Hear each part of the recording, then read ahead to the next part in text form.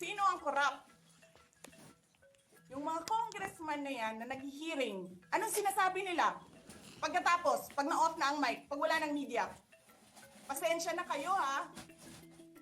Kailangan kasi namin ng pera. Mag-eleksyon na kasi. Sabi kay Sara ha, hindi ko naman gusto itong ginagawa ko eh. Hindi mo pala gusto ginagawa mo eh. Bakit mo sinisira pangalan ko? Joel Chua. Tinanong ko, nagsinungaling ba siya nung sinabi niya? And then he said outright, yes. It's either he did not know what he was talking about, but so incompetent, or he was lying to his teeth to get the votes of people. Ninyong lahat, Martin Romualdez, Lisa Marcos, Bongbong Marcos. Lisa Marcos, naalala mo, nagpadala ka sa akin ng video? Sinabihan mo ako saan kukunin ang pera. Send me written instructions about money.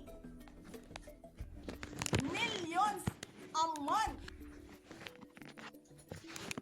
Anong nakalagay doon sa envelope? DepEd. Anong ginawa ko? Binigay ko sa DepEd. Wala pa nga posisyon sa gobyerno, namimigay ka ng pera ng gobyerno eh. Sasabihin nyo sa mga tao, nakaw yan, confidential funds yan. Niwala nga kayong isang proof na confidential funds yan. Naniwala lang kayo sa isang babae na ang pangalan ay Gloria Mercado na nagsabi confidential funds yan, na hindi nyo nga nilabas na wala pang confidential funds, meron ng white envelope. Kasi 2022 pa lang,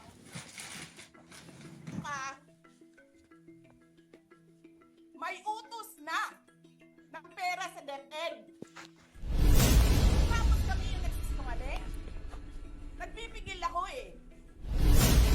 Tapos ganyan ang gagawin ninyo sa amin dahil hindi kami sumusunod sa inyo. Presidente ka, may speaker ka na involved sa bribery ng Supreme Court justices. May video, may kaso, may witnesses. Hindi mo tinanggal yung speaker mo. Pinabayaan mo siya abusuhin ang pera ng bayan. Hindi pa kayo nakakita ng kalaban na tulad ko.